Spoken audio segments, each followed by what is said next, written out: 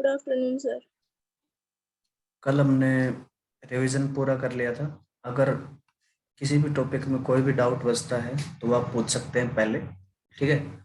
वरना आज हम ये क्वेश्चन करने वाले हैं कुछ एक्स्ट्रा। अगर कोई भी डाउट है तो आप पूछ सकते हैं अभी।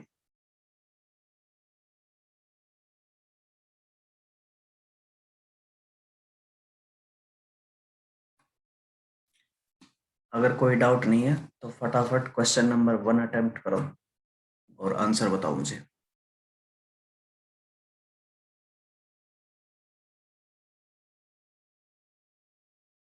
ये देखिए उसी तरह का क्वेश्चन है जो मैंने आपको बड़ा सा बैलेंसिंग का तरीका बताया था, ABCDEFG, ठीक है ना। उसी तरह की बैलेंसिंग है।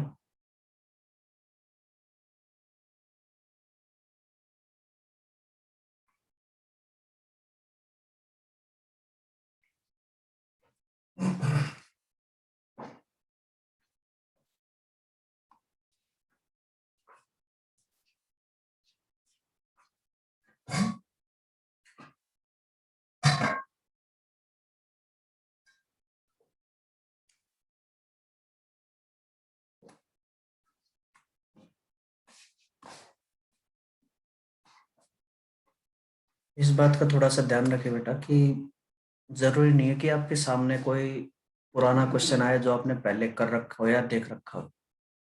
ऐसा भी हो सकता है कि ऐसा क्वेश्चन आ जाए जो आपने जिंदगी में कभी नहीं देखा हो, ठीक है ना। तो इस चीज के लिए तैयार रहना हमेशा। और NTSC और ये सब चीजें जो है मोस्टली ऐसे ही क्वेश्चन पूछते हैं जो पहले कभी नहीं आए, लेकिन कंसेप्ट अगर पता है तो मोस्टली क्वेश्चन हो जाते हैं आपसे। और ट्वेल्थ क्लास के बाद जाके आप IIT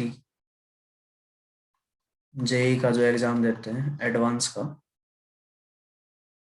का हमेशा रिकॉर्ड रहा है कि कोई भी क्वेश्चन रिपीट नहीं हुआ है, ठीक है बेटा। यानी कि हर बार कोई ना कोई नया क्वेश्चन आता है। तो काफी इंपॉर्टेंट है ये समझना कि आपको किस तरह से क्वेश्चन अटेम्प्ट करना है। देखिए पहला क्वेश्चन, इसमें आपको 3 ऑप्शन दिखाई दे रहे हैं, ठीक है। चौथा ऑप्शन, तो अगर इन तीनों को आप जो है अगर अगर आप वेरीफाई कर लेते हैं तो चौथा ऑप्शन भी आपको पता लग जाएगा। वैसे यहाँ पे आप देखना चाहो ना कि 2 और 3 में क्या रिलेशन है, तो 2 और 3 में देखोगे, अगर 2 को 2 से मल्टीप्लाई कर दो तो 3 मिल जाएगा। 6 को 2 से मल्टीप्लाई कर दो 12, 1 को 2 से मल्टीप्लाई कर दो 2, 1 को 2 से मल्टीप्लाई करो 2, 2 को 2 से 4, ठीक है। ये इस तरह से आ जाता है। अब देखिए हम क्या करेंगे, इनको एक बार चेक करेंगे रख के। यहाँ पे आपको वैल्यू दे रखी है B, C, E और G, ठीक है। B, C, E और G, इन चारों की वैल्यू दे रखी है आपको। तो देखिए यहाँ पे सबसे पहले फर्स्ट वाले ऑप्शन को चेक करो। B की वैल्यू यहाँ पे 2 रख दो, 2 रख दिया। और C की वैल्यू यहाँ पे 2 रख दो, 2 रख दिया आपने। और E की वैल्यू आप 4 रख दोगे, E की वैल्यू 4 रख दिया आपने, ठीक है बेटा। E की वैल्यू आपने 4 रख दी। और 12 आपने वैल्यू रखी है G की। इस तरह से आप इसको रख दोगे, ठीक है बेटा। अब देखिए इसमें आपने चेक करना है कि ये रखने के बाद क्या आपकी इक्वेशन बैलेंस हो जाती है। तो इसको सिंपल सा करने का तरीका बेटा, देखिए सबसे पहले इसी को चेक कर लो। यहाँ पे आपके पास HCl है। HCl में Cl एक ऐसा एलिमेंट है जो केवल HCl के ही अंदर प्रेजेंट है, इनमें से सब में से, ठीक है। तो Cl का चेक कर लो, इधर 2 है, इधर कितने होने चाहिए, 2 होने चाहिए, ठीक है। ये बात आप नहीं बता सकते यहाँ से क्योंकि D के बारे में नहीं पता। चलो ठीक है, इसको ड्रॉप कर दो। उसके बाद यहाँ पे देखो HNO3 के अंदर नाइट्रोजन एक ऐसा एलिमेंट है जो कि केवल HNO3 के अंदर प्रेजेंट है, ठीक है।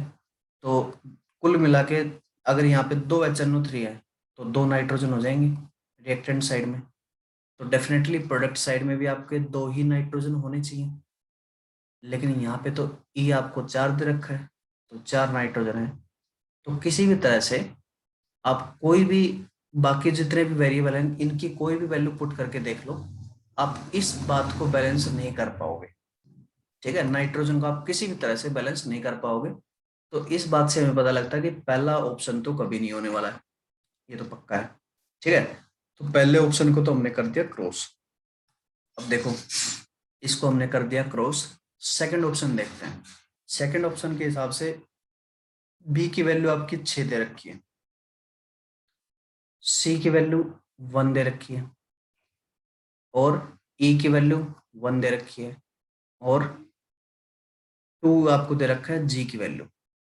ठीक है बेटा, ये वैल्यू आपको दे रखी है। अब देखिए, आपको ये चेक करना है कि इन वैल्यूज के हिसाब से क्या ये,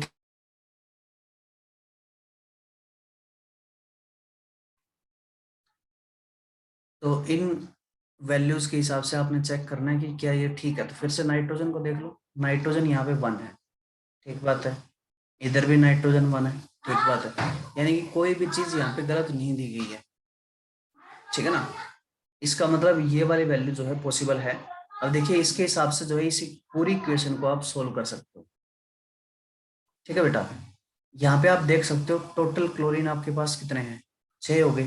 तो यहाँ पे क्लोरीन को 6 बना सकते हो बड़े आराम से, कोई दिक्कत नहीं आएगी आपको। ठीक है ना, अगर यहाँ पे क्लोरीन को 6 बनाना तो क्या करोगे, बड़े आराम से इसको 6 बना सकते हैं। ठीक है ना, 4 है, 4 को 6 बनाना, डिवाइड बाई 4 मल्टीप्लाई बाई 6 कर देंगे, यानी कि 6/4। ये आप कर सकते हो बड़े आराम से। ठीक है, अब देखिए यहाँ पे हाइड्रोजन को आप चेक कर सकते हो, हाइड्रोजन कितने हैं, हाइड्रोजन यहाँ पे 6 हैं और यहाँ पे 1 है, तो कुल मिला के 7 हाइड्रोजन हो गए। इधर हाइड्रोजन देख लो प्रोडक्ट साइड में कितने हैं, तो 6/4 हाइड्रोजन देखिए एक मॉलिक्यूल के अंदर 2 है। ठीक है, तो ये कितना हो जाएगा, 3 हो जाएगा, 3 हाइड्रोजन ये और 4 हाइड्रोजन ये है, तो हाइड्रोजन भी बैलेंस हो गया। ठीक है, तो क्लोरीन बैलेंस करने पर आपका हाइड्रोजन भी यहाँ पे बैलेंस हो जाता है। ठीक है बेटा, ऑक्सीजन देखोगे तो 3 ऑक्सीजन यहाँ पे हैं और 1 और 2 ऑक्सीजन बैलेंस्ड है। ठीक है, अब बच गया हमारा एफ और ए, एफ और ए ये दोनों बच गए आपके। ठीक है बेटा, अब यहाँ से देखिए मरकुरी अगर आपका बैलेंस्ड है तो सल्फर आपका जो है डेफिनेटली ए के हिसाब से बैलेंस हो जाएगा। तो मरकुरी कितना आपके पास 6/4 है, तो डेफिनेटली ये भी 6/4 ही होगा। ठीक है ना, इसको भी आप 6/4 ही लिखोगे, मरकुरी 6/4 हो गया आपके पास। ठीक बात है, तो सल्फर कितना होगा, तो सल्फर भी आपका कितना होगा 6/4 ही होगा। तो थोड़ा सा कॉम्प्लिकेटेड क्वेश्चन है ये। ठीक है, लेकिन आप जो है ऑप्शंस के हिसाब से चेक कर सकते हैं कि इसका बेस्ट आंसर क्या होगा। ठीक है बेटा, तो पहले ये सेकंड आंसर बिल्कुल करेक्ट है, सेकंड ऑप्शन आपका आंसर हो सकता है। ठीक है बेटा, साथ के साथ आपने देखा कि सेकंड ऑप्शन को अगर 2 से मल्टीप्लाई कर देते हो तो थर्ड ऑप्शन आ सकता है। अब मैंने आपको ये बात पहले बताई थी कि अगर आप देखते हो किसी भी इक्वेशन को, जैसे कि hydrogen plus oxygen giving water, तो इनके स्टोइकियोमेट्रिक कोफिशिएंट का रेशियो जो है ये आता है। अगर इसको पूरी इक्वेशन को 2 से मल्टीप्लाई कर देते हो तो 2:1 2:1:2 ये रेशियो आ जाता है 2 से मल्टीप्लाई करने पर। 4 से भी मल्टीप्लाई कर सकते हो इसको, अगर इसको आपने 4 से मल्टीप्लाई कर दिया तो 8:8:4:8 ये आ जाएगा। तो ये सारे के सारे ऑप्शन जो है करेक्ट है। इसी तरह से अगर 2 करेक्ट है तो डेफिनेटली 3 भी करेक्ट होगा। अगर ये दोनों करेक्ट है तो आंसर क्या होगा आपका, आंसर आपका 4 होने वाला है। तो इस तरह के थोड़े से कॉम्प्लिकेटेड क्वेश्चन भी आपके सामने बन सकते हैं बेटा। ठीक है, इस क्वेश्चन में कोई डाउट? No sir. चलिए आगे बढ़ते हैं, नेक्स्ट सेकंड क्वेश्चन करके देखो। सेकंड क्वेश्चन अटेम्प्ट करो।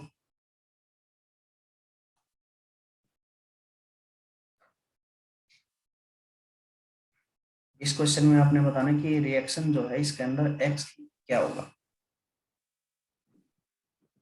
Sir option 3। Option 3 NaOH। NaOH sir. बिल्कुल ठीक है बेटा, यहाँ पे आप देख सकते हैं ये डबल डिस्प्लेसमेंट रिएक्शन होगी। ठीक है, डबल डिस्प्लेसमेंट रिएक्शन के अंदर अगर यहाँ पे NaOH रखते हो तो ये प्रोडक्ट जो आपके फाइनली बिल्कुल ठीक बनते हैं। इसको आप बैलेंस कर सकते हो, यहाँ पे 2NaOH आएगा। ठीक है, बिल्कुल ठीक है बेटा। नेक्स्ट क्वेश्चन करो। ये आपको रिएक्शन दे रखी है, possible state of calcium hydroxide क्या होगी। कैल्शियम हाइड्रोक्साइड जो बनेगा, इसको हम बोलते हैं स्लेक्ड लाइन। इसकी स्टेट क्या होगी, क्या ये लिक्विड होगा, क्या एक्वस होगा, गैस होगा या सॉलिड होगा।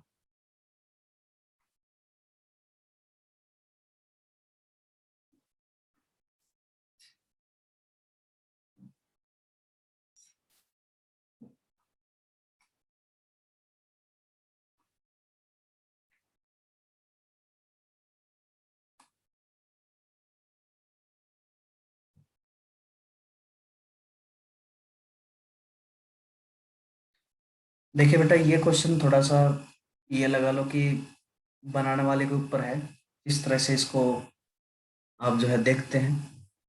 अगर कैल्शियम ऑक्साइड और H2O इनका मिक्सर आपने लिया 1:1 के रेशियो में, यानी कि 1 मोल कैल्शियम ऑक्साइड का लिया, 1 मोल वाटर का लिया, तो यहाँ पर डेफिनेटली कैल्शियम हाइड्रोक्साइड जो बनेगा ये बनेगा सॉलिड।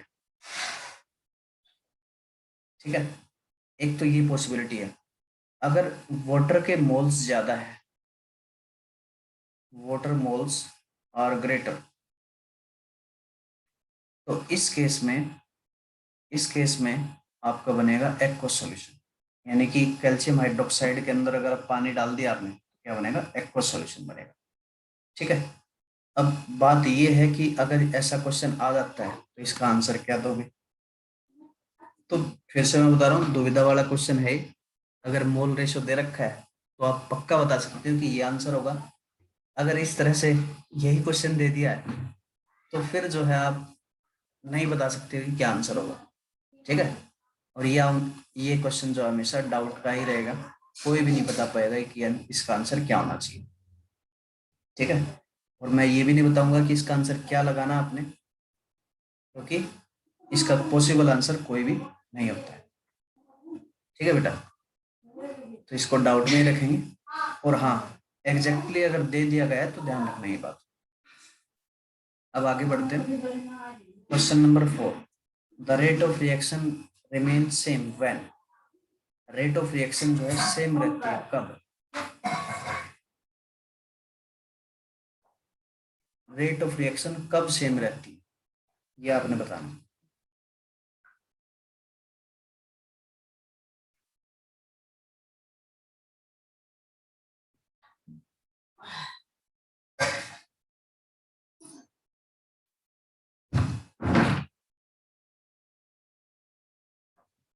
देखिए बेटा, मैंने कैटलिस्ट के बारे में बताया था, ये भी थोड़ा सा आउट ऑफ सिलेबस हो जाता है आपके लेवल से।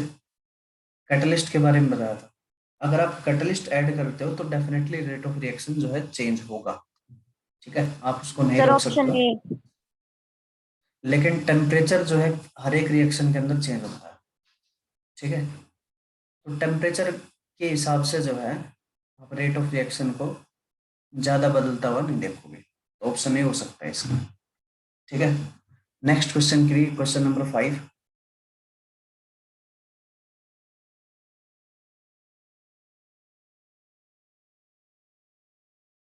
क्वेश्चन नंबर 5 अटेम्प्ट करो बेटा। इस रिएक्शन के लिए आपको ABCXYZ इन 6 के 6 की वैल्यू बतानी है। तो क्या वैल्यू पॉसिबल हो सकती है इसके अंदर, देखो स्कोर बताओ फटाफट।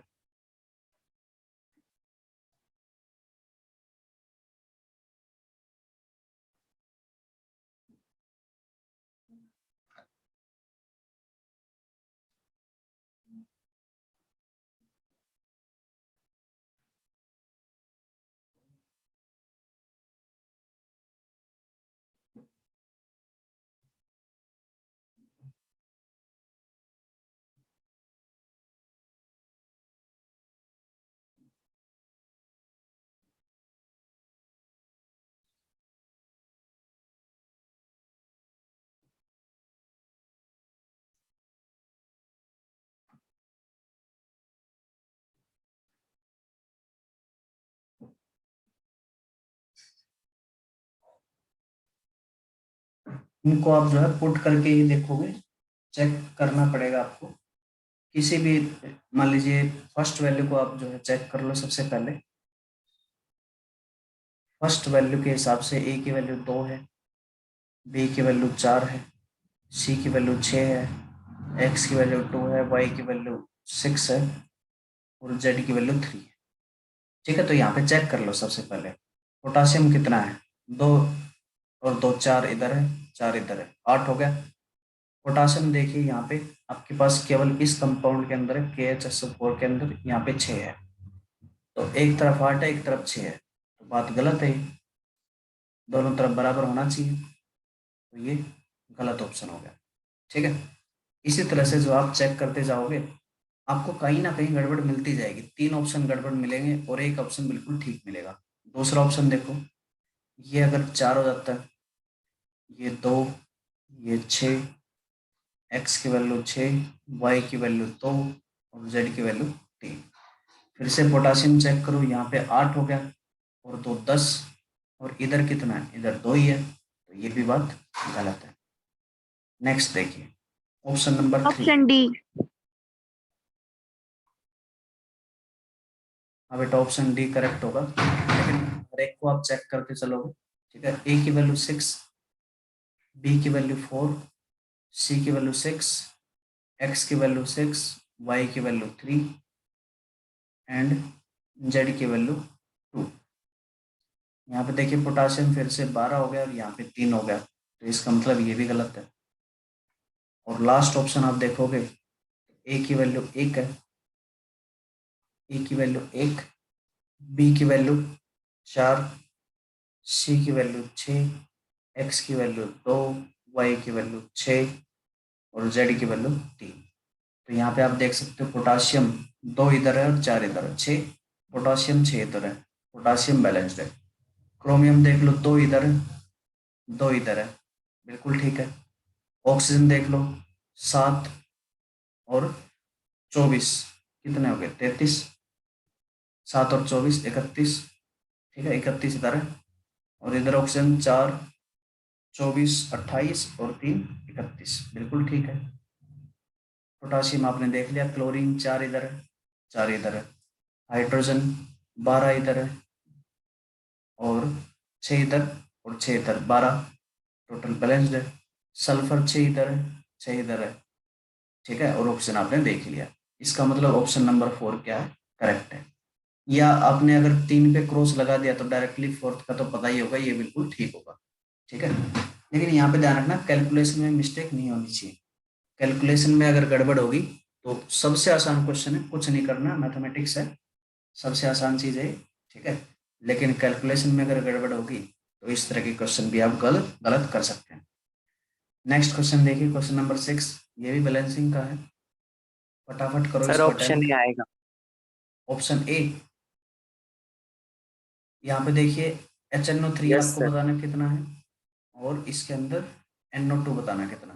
तो कुल मिला के यहाँ पे आप देख लो कॉमन एलिमेंट कौन है, नाइट्रोजन है, जो और कहीं पे भी नहीं मिलेगा। तो नाइट्रोजन जितना इधर है उतना उधर होना चाहिए, 40-40। वैसे ऑप्शन तो ये भी ठीक होने चाहिए, लेकिन इनको रख के देख लो आप। ठीक है, उसके बाद हाइड्रोजन देख लो, इधर 40। हाइड्रोजन से करके हाँ बेटा, हाइड्रोजन देख लेंगे बिल्कुल। तो यहाँ पे 10 ये हो गया हाइड्रोजन, 6 ये हो गए 16 और 24 ये हो गए 40। ठीक है, तो हाइड्रोजन बिल्कुल बैलेंस्ड है। इसी तरह से ऑप्शन को भी आप देख सकते हो, तो इसी में आपका जो है वैल्यू फिट बैठता है, तो ऑप्शन नंबर 1 इसका करेक्ट होगा। अब देखिए आगे बढ़ते हैं, नेक्स्ट क्वेश्चन करो, क्वेश्चन नंबर 7। क्वेश्चन नंबर 7 का क्या पॉसिबल आंसर होगा, ये शायद हम पहले भी कर चुके हैं। कॉम्बिनेशन रिएक्शन कौन सी है इनमें से, तो कॉम्बिनेशन जो है थर्ड है।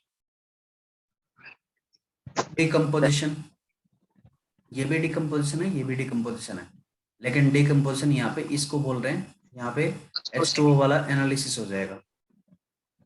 ठीक है, तो डिकम्पोजिशन क्या हो गया, फर्स्ट हो गया। डिस्प्लेसमेंट क्या हो गया, तो डिस्प्लेसमेंट फोर्थ हो गया।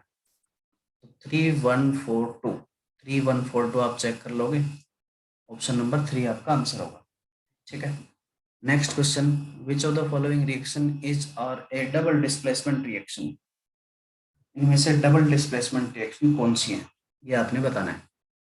तो फटाफट करो इसको अटेम्प्ट और बताओ मुझे कि डबल डिस्प्लेसमेंट रिएक्शन कौन सी होगी।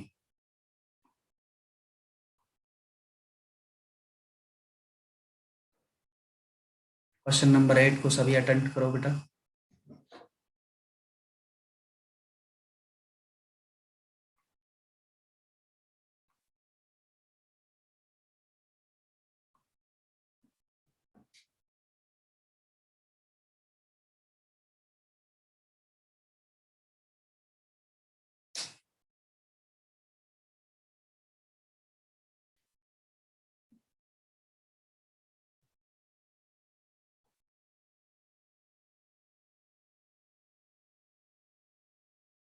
इसमें देखिए ऑप्शन आएगा आपका 1 to 4 ऑल।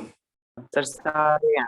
हाँ, पहला देखो प्रेसिपिटेशन, सर बिल्कुल ठीक है बेटा। पहला देखो प्रेसिपिटेशन रिएक्शन है, AgBr यहाँ पे प्रेसिपिटेट बनेगा आपका।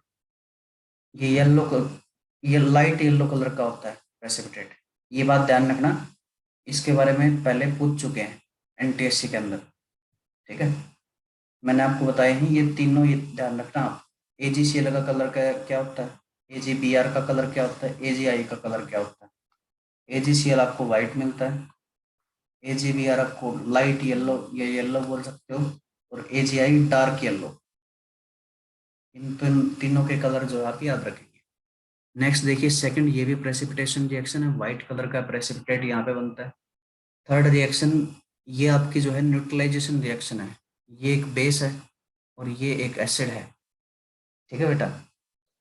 Metal oxide acidic basic nature के होते हैं और नॉन मेटल हाइड्राइड जो है ये एसिडिक नेचर के होते हैं। एसिड बेस रिएक्शन है, यहाँ पे सोल्ट एंड एक वाटर मॉलिक्यूल का फॉर्मेशन यहाँ पे होता है, ठीक है। नेक्स्ट फोर्थ यहाँ पे आप देख सकते हो NaOH, और ये तो प्रॉपर न्यूट्रलाइजेशन रिएक्शन है ही। तो सारे के सारे displacement reaction, double displacement reaction है, ठीक है बेटा। नेक्स्ट देखिए question number 9, in the reaction Mg+Cl2 chlorine में भी रिगार्डेड एज, ये क्वेश्चन भी हम पहले कर चुके हैं। तो क्लोरीन क्या होता है, ऑक्सीडाइजिंग एजेंट होता है, बिल्कुल ठीक है। क्लोरीन यहाँ पे 0 से -1 में जा रहा है, खुद का रिडक्शन करवा रहा है। जो खुद का रिडक्शन करवाता है दूसरे का क्या करवाता है, ऑक्सीडेशन करवाता है, उसी को हम बोलते हैं ऑक्सीडाइजिंग एजेंट, ठीक है। The antioxidant which is used to prevent rancidity in food is, antioxidant आपने बताया ब्यूटाइलेटेड हाइड्रोक्सी एनिजोल, बिल्कुल ठीक है। BHA इसका आंसर होगा, बिल्कुल ठीक है बेटा। The color of the chemical that changes when it is left open in sunlight, ऐसे केमिकल बताओ जिसका कलर चेंज होता है जब आप सनलाइट में उसको रगड़ते हो, तो किसका कलर चेंज होता है? सर ऑप्शन 3 है, बिल्कुल ठीक है। तो सनलाइट से जो इफेक्ट होते हैं कंपाउंड, वो आपने बताने। तो मैंने आपको बताया था सिल्वर हैलाइड जो है सनलाइट से इफेक्ट होते हैं। AgCl व्हाइट कलर का होता है, इसको सनलाइट में रखोगे तो एक ग्रे कलर के अंदर कन्वर्ट हो जाएगा और क्लोरीन गैस को बाहर निकाल देगा, ठीक है। नेक्स्ट आपके पास sun produces heat and light by, sun जो है ये आपका हीट और लाइट प्रोड्यूस करता है, किससे प्रोड्यूस करता है? तो देखिए ये क्वेश्चन थोड़ा सा आउट ऑफ बॉक्स हो गया है, ठीक है। ये ध्यान रखना, सन जो हीट एंड लाइट प्रोड्यूस करता है, ठीक है बेटा, ये न्यूक्लियर रिएक्शन से प्रोड्यूस करता है। एग्जैक्टली बोलूं तो न्यूक्लियर रिएक्शन दो तरह के होते हैं, nuclear fission reaction and nuclear fusion reaction. तो सन के अंदर न्यूक्लियर फ्यूजन रिएक्शन होती है, ठीक है। यहाँ पे फ्यूजन रिएक्शन के अंदर क्या होते हैं, आपके पास 2 हाइड्रोजन मॉलिक्यूल मिलते हैं, ठीक है, टू बी एग्जैक्ट ड्यूटेरियम मिलते हैं, ठीक है, और ये कन्वर्ट हो जाते हैं हीलियम मॉलिक्यूल के अंदर, और यहाँ पे बहुत सारी एनर्जी प्रोड्यूस करते हैं। तो इस तरह की रिएक्शन को हम बोलते हैं न्यूक्लियर रिएक्शन। न्यूक्लियर रिएक्शन का एक सिंपल सा आप जो है बात यहाँ पे ध्यान रखोगे कि जब एक तरह के एटम दूसरे तरह के एटम में कन्वर्ट हो जाए ऐसे रिएक्शन को हम बोलते हैं न्यूक्लियर रिएक्शन। ठीक है, और न्यूक्लियर रिएक्शन जो है कोई नॉर्मल रिएक्शन नहीं है। ठीक है, जो आपने केमिकल रिएक्शन पढ़ी है वहां पे हमने इसकी एक स्पेसिफिक बात ये भी पढ़ी थी कि एलिमेंट्स की भी आइडेंटिटी आपकी सेम रहती है। जो एलिमेंट आपने डाले वही एलिमेंट आपको मिलते हैं, उसी को हम केमिकल रिएक्शन बोलते हैं। तो केमिकल रिएक्शन और न्यूक्लियर रिएक्शन में बहुत बड़ा डिफरेंस होता है बेटा। न्यूक्लियर रिएक्शन के अंदर एक तरह के एलिमेंट दूसरे तरह के एलिमेंट के अंदर कन्वर्ट हो जाते हैं। ठीक है, तो इन दोनों बातों को आप अलग अलग ध्यान रखेंगे। तो इसका ऑप्शन हो जाएगा न्यूक्लियर रिएक्शन। ठीक है बेटा, इतना आपने ध्यान रखना है इसमें। नेक्स्ट है decomposition of calcium carbonate to give calcium oxide and carbon dioxide is. Sir option D decomposition reaction. Decomposition होगा, बिल्कुल ठीक है, डिकम्पोजिशन होगा बेटा। नेक्स्ट देखिए question number 14, which of the following statement is are correct. सबसे पहला स्टेटमेंट है many compounds can be used as oxidising as well as reducing agent. तो बहुत सारे कंपाउंड ऐसे हैं जो ऑक्सीडाइजिंग एजेंट और रिड्यूसिंग एजेंट दोनों की तरह काम कर सकते हैं। ये बात मैंने बताई थी, ये बिल्कुल ठीक है। ठीक है sir. We need equal moles and equal volumes of strong monobasic acid and strong monoacidic base to completely neutralize themselves. ये बोल रहे हैं कि इक्वल मोल और इक्वल वॉल्यूम आपको चाहिए किसी भी स्ट्रॉन्ग मोनोबेसिक एसिड के और स्ट्रॉन्ग मोनो एसिडिक बेस के, आपको अगर कंप्लीट न्यूट्रलाइजेशन करना है उनका।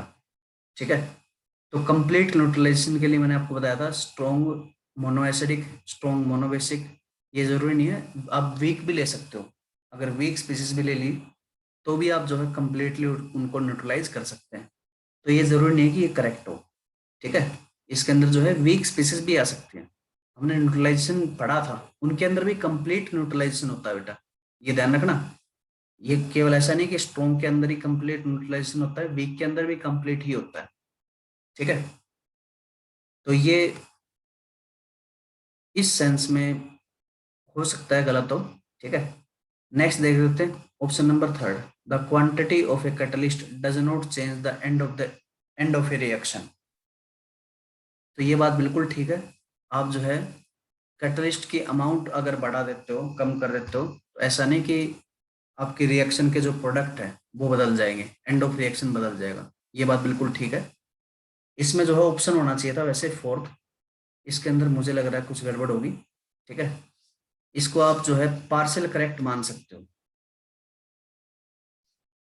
यहाँ पे एक सेंस यहाँ पे समझ सकते हो, कंप्लीट न्यूट्रलाइजेशन का मतलब बोल रहा है कि यहाँ पे पीएच जो है आपका 7 के बराबर आना चाहिए।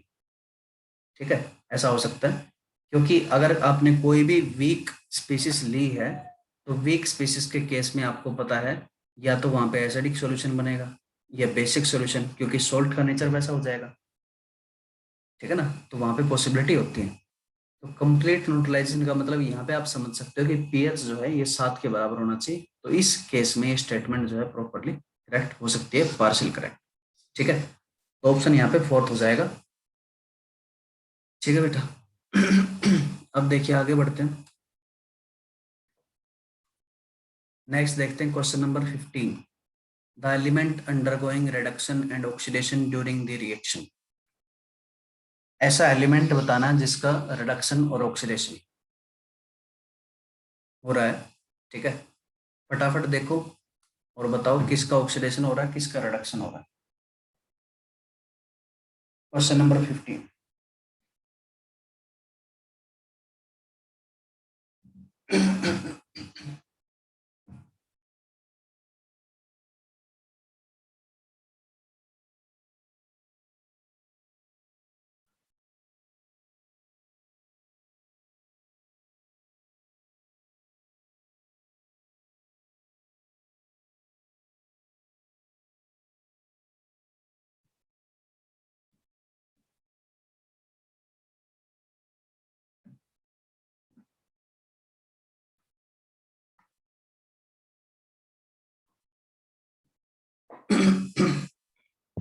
शायद भी आएगा सर। बी बिल्कुल ठीक है भाई। यस यहाँ सर। पे आप देख सकते हो नाइट्रोजन का नाइट्रोजन का ऑक्सीडेशन नंबर निकालना थोड़ा सा मुश्किल है यहाँ पे, क्योंकि आपको इसको अलग से निकाल के देखना पड़ेगा। ठीक है, आप ये मान के चलना कि इसके अंदर अमोनियम आयन है और Cr2O7 2 नेगेटिव आयन है। ठीक है, इन दोनों को अलग अलग कर लो, क्योंकि एक ही कंपाउंड के अंदर दो एलिमेंट्स का आपने ऑक्सीडेशन नंबर निकालना है। ठीक है, तो ये आयन बिल्कुल करेक्ट है। अब इनके अंदर एक एक हो गया। अब नाइट्रोजन का यहाँ पे निकाल के देखो। इस आयन का हमने जो है निकाल के देखा था, यहाँ पे आप देख सकते हो x + 4 will be equal to +1। x definitely -3 हो जाएगा। ठीक है, नाइट्रोजन -3 में, इधर प्रोडक्ट साइड में 0 में चला गया, तो इसका क्या हुआ, ऑक्सीडेशन हुआ। ठीक है, तो ऑक्सीडेशन हो रहा है इसका, बिल्कुल ठीक बात है। तो ऑक्सीडेशन किसका हो रहा है, नाइट्रोजन का हो रहा है। नाइट्रोजन जो है आपके ऑप्शन एक ही के अंदर है, पहला ही, ये सेकंड। ठीक है, उसके बाद देख सकते हो क्रोमियम। क्रोमियम जो है आप देखोगे तो 2x + 7 × -2 will be equal to -2, तो x की वैल्यू आ जाएगी +6। तो क्रोमियम कुल मिला के +6 में, यहाँ पे ये +3 में चला गया। Decrease in oxidation is called reduction. तो पहले आपने रिडक्शन बताना है, रेस्पेक्टिवली लिखा हुआ है, पहले रिडक्शन किस में हो रहा है, तो क्रोमियम आपका जो है ऑप्शन यही बनता है। ठीक है, तो ऑप्शन 2 आपका करेक्ट हो जाएगा। इस तरह से आप इसको अटेम्प्ट कर सकते हो। नेक्स्ट क्वेश्चन देखिए, the decomposition of KClO3 to KCl and IO2 on heating is an example of। इसमें पूछ रहा है कि ये जो चेंज है ये किसका एग्जाम्पल होगा। KClO3 आपका कन्वर्ट हो रहा है KCl + O2 के अंदर। ठीक है, तो इसके ऑप्शन में आपको दे रखा intermolecular redox, intramolecular redox, disproportionation और ऑटो रेडॉक्स। ठीक है, ये 3 ऑप्शन है, बाकी तो नॉन ऑफ द अबव है। अब देखिए इंटरमोलिकुलर का मतलब क्या होता है, इंटरमोलिकुलर रेडॉक्स का मतलब क्या होता है। इंटरमोलिकुलर का मतलब होता है दो अलग अलग मॉलिक्यूल हैं, एक का ऑक्सीडेशन होता है, एक का रिडक्शन होता है, उसको हम बोलते हैं इंटर। ठीक है, इंटर का मतलब क्या होता है, दो अलग अलग चीजें हैं, एक का ऑक्सीडेशन हो और दूसरे का रिडक्शन हो। जैसे कि Mg + Cl2, ये MgCl2 प्रोड्यूस करते हैं मान लीजिए। ठीक है, तो यहाँ पे मैग्नीशियम का ऑक्सीडेशन होगा और क्लोरीन का रिडक्शन होगा, इसको हम बोल सकते हैं इंटरमोलिकुलर रेडॉक्स। इंटर का मतलब होता है अलग अलग चीजों के बीच में। ठीक है, और इंट्रा का मतलब होता है with in A molecule. Intramolecular का मतलब क्या होता है, विद इन ए मॉलिक्यूल, यानी कि सेम मॉलिक्यूल के अंदर एक एलिमेंट का ऑक्सीडेशन हो रहा है और एक एलिमेंट का रिडक्शन हो रहा है, इसको हम बोलते हैं इंट्रामोलिकुलर रेडॉक्स। ठीक है, तो यहाँ पे आप देख सकते हो क्लोरीन +5 से 0 में जा रहा है, ऑक्सीजन -2 से 0 में जा रहा है, सॉरी -1, सर भी आएगा। हाँ -1 में जा रहा है। तो यहाँ पे अलग अलग एलिमेंट का ऑक्सीडेशन एंड रिडक्शन हो रहा है, तो इसको हम बोलेंगे इंट्रामोलिकुलर रेडॉक्स। ठीक है, अब देखिए इसको आप जो है थोड़ा सा कंफ्यूज भी कर रहे होगे विद डिस्प्रपोर्शनेशन रिएक्शन। तो देखिए यहाँ पे ध्यान रखना हमेशा, डिस्प्रपोर्शनेशन के अंदर सेम एलिमेंट का ऑक्सीडेशन और रिडक्शन होता है, और यहाँ पे क्या हो रहा है, एक मॉलिक्यूल के अंदर अलग अलग एलिमेंट है, उनका अगर ऑक्सीडेशन एंड रिडक्शन होता है तो उसको हम बोलते हैं इंट्रामोलिकुलर रेडॉक्स। ठीक है, तो यहाँ पे आपका आंसर क्या आ जाएगा, इंट्रामोलिकुलर रेडॉक्स इसका आंसर होगा। ठीक है, तो ये थोड़ा सा अलग क्वेश्चन था, इसको आप इस तरह से समझ सकते हैं। तो इंट्रा और इंटर का मतलब समझ रहे हैं ना। ठीक है, इंट्रा का सर मतलब ये क्या है, कंपोजिशन भी है। हाँ बेटा, थर्मल डिकम्पोजिशन में बिल्कुल है। ठीक है, अगर ऑप्शन आता तो, लेकिन ऑप्शन है नहीं, तो बिल्कुल थर्मल डिकम्पोजिशन भी है, होगा। तो इंट्रा और इंटर का मतलब समझ लेना। इंटर का मतलब होता है इन बिटवीन द मॉलिक्यूल्स, और इंट्रा का मतलब होता है विद इन द मॉलिक्यूल, एक मॉलिक्यूल के अंदर ही। ठीक है, नेक्स्ट क्वेश्चन देखते हैं, question number 17, which of the following can act as oxidant. इनमें से कौन सा ऑक्सीडेंट की तरह काम कर सकता है, यानी कि ऑक्सीडाइजिंग एजेंट की तरह काम कर सकता है।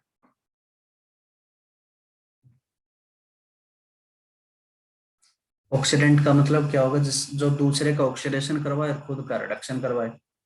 अब यहाँ पे आपने देखना कि खुद का रिडक्शन कौन करवा पाता है। ठीक है, ये आपने चेक करना है।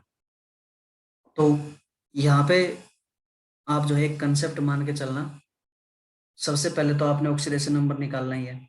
ऑक्सीडेशन नंबर निकाल लिया आपने, ठीक है, ये ऑक्सीडेशन नंबर आ गया आपके। अब इनमें से आपने चेक करना है मैक्सिमम लिमिट कितनी है और मिनिमम लिमिट कितनी है।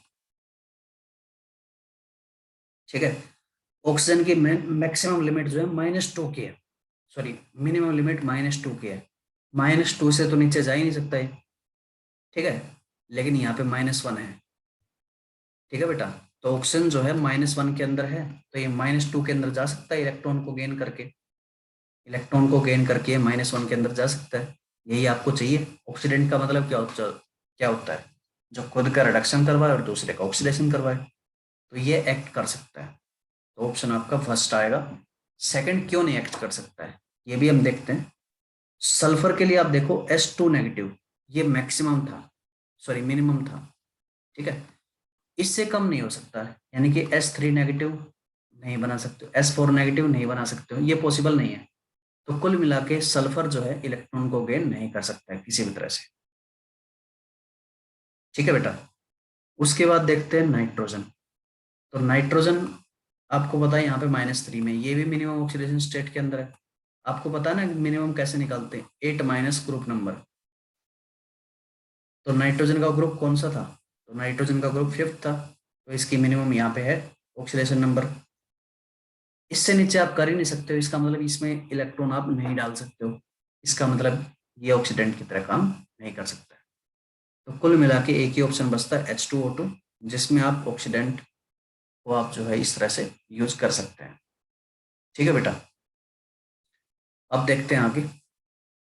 नेक्स्ट है conversion of PbSO4 to PbS। इस कंपाउंड से इस कंपाउंड में कन्वर्जन क्या कहलाएगा? अब देखिए पूरी रिएक्शन नहीं दी गई है, लेकिन यहाँ पे कुछ एलिमेंट कॉमन आपके पास, लेड +2 में, सल्फर +6 में, लेड +2 में, सल्फर -2 में। चेंज देख लो क्या हो रहा है, +6 से -2।